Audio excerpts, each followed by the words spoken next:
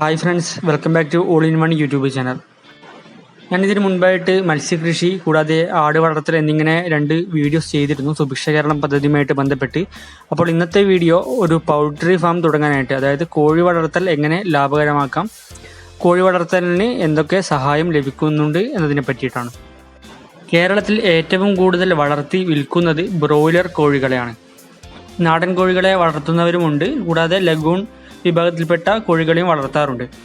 അപ്പോൾ നമുക്ക് കോഴി ഫാം അല്ലെങ്കിൽ ഒരു കോഴി വളർത്തലിലൂടെ നല്ലൊരു ലാഭം ഉണ്ടാക്കാൻ സാധിക്കും. കാരണം പുറത്തു നിന്നൊക്കെ കയറ്റി അയക്കുന്ന കോഴികളെക്കാൾ നാടൻ കോഴികൾക്ക് തന്നെയായിരിക്കും പലപ്പോഴും മാർക്കറ്റ് കൂടുതൽ.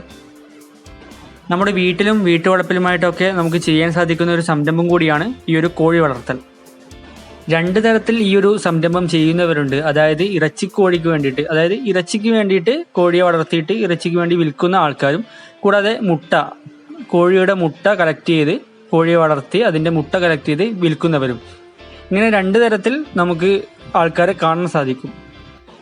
ചില ഇനത്തിൽപ്പെട്ട കോഴികൾക്കൊക്കെ നല്ല രീതിയിൽ മുട്ട ഉൽപ്പാദിപ്പിക്കാൻ സാധിക്കും. BB3 തുടങ്ങിയ ഇങ്ങനെയുള്ള കോഴികളൊക്കെ നല്ല രീതിയിൽ തന്നെ 350ഓളം അല്ലെങ്കിൽ 340ഓളം ഒരു വർഷത്തിൽ മുട്ടയിടുന്ന ടൈപ്പ് കോഴികളാണ്. വേറെ ഒരു തരത്തിൽ പറയുകയാണെങ്കിൽ മുട്ടയ്ക്കും ഇറച്ചിക്കൊക്കെ വേണ്ടിയിട്ട് അലങ്കാര കോഴികളെ വളർത്തി വിൽക്കുന്ന ഒരു സമീപനമുണ്ട്. കരിങ്കോഴി കൃഷി എന്നിവയൊക്കെ അതിനൊരു ഉദാഹരണമാണ്. മറ്റു 2 ടൈപ്പ് കോഴി വളർത്തലുമായിട്ട് കമ്പയർ ചെയ്യുമ്പോൾ കമ്പാരിറ്റീവ്ലി ചെറിയ തോതിൽ മാത്രമേ ആൾക്കാർ ഇത്തരത്തിലുള്ള കോഴി കൃഷി, അതായത് അലങ്കാര കോഴി വളർത്തൽ നടത്തുന്നുള്ളൂ. പക്ഷേ ഈ ഒരു കൃഷി ചെയ്യുകയാണെങ്കിൽ നല്ല രീതിയിൽ തന്നെ ലാഭമുണ്ടാക്കാൻ സാധിക്കും. കാരണം കരിങ്കോഴികൾക്കൊക്കെ അതിൻ്റെ ഇറച്ചിക്കൊക്കെ വലിയ ഡിമാൻഡാണ് മാർക്കറ്റിലുള്ളത്. ഔഷധ ഗുണമുള്ള ഇറച്ചി കൂടിയാണ്. അപ്പോൾ ഈ ഒരു രീതിയും നിങ്ങളുടെ മനസ്സിൽ ഒന്ന് വയ്ക്കുക. നമുക്ക് വേറെ എവിടെയും പോവേണ്ടതില്ല. ഗവൺമെൻറ് ഏജൻസികളിൽ മുഖേന തന്നെ നമുക്ക് കോഴിക്കുഞ്ഞുങ്ങളെ വാങ്ങിക്കാൻ സാധിക്കും. ഇനി ഇങ്ങനെയൊരു സംരംഭം തുടങ്ങാനായിട്ട് എന്തൊക്കെയാണ് ചെയ്യേണ്ടത് എന്ന് നോക്കാം. നിങ്ങൾക്ക് ഇങ്ങനെയൊരു കോഴി വളർത്തൽ ചെയ്യാൻ വലിയ രീതിയിലായിക്കോട്ടെ അല്ലെങ്കിൽ ചെറിയ രീതിയിലായിക്കോട്ടെ നിങ്ങൾക്ക് ചെയ്യാൻ ഉദ്ദേശം അല്ലെങ്കിൽ ആഗ്രഹമുണ്ടെങ്കിൽ മൃഗസംരക്ഷണ വകുപ്പുമായിട്ട് നിങ്ങൾ ആദ്യം തന്നെ ബന്ധപ്പെടുകയാണ് ആദ്യത്തെ നടപടി. കൂടാതെ Kerala state poultry development corporation, അതായത് കെപ്കോയുടെ കീഴിൽ ഗവൺമെൻറ്റിൻ്റെ പലതരത്തിലുള്ള സഹായങ്ങളും നടത്തുന്നുണ്ട്.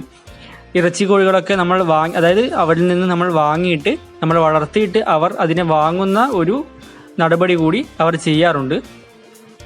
അപ്പോൾ കെപ്കോയിലൊക്കെ നമ്മൾ രജിസ്റ്റർ ചെയ്ത് കഴിഞ്ഞാൽ അവരുമായിട്ട് സംസാരിച്ച് നമുക്ക് അതായത് 2-3 ദിവസം മാത്രം പ്രായമുള്ള കോഴികളൊക്കെ തന്ന് നമ്മളതിനെ വളർത്തി അവർക്ക് വിൽക്കാനുള്ള ഒരു സാഹചര്യം അവർ ഉണ്ടാക്കി തരും. അല്ലെങ്കിൽ കേരളത്തിൻ്റെ പുറത്തും ഇങ്ങനെയുള്ള വലിയ വലിയ ഫാംസും വ്യവസായ കേന്ദ്രങ്ങളും ഒക്കെ ഉണ്ടാവും. കേരളത്തിനകത്തുമുണ്ട് വലിയ രീതിയിൽ തന്നെ കോഴി വളർത്തൽ നടത്തുന്ന ആൾക്കാർ.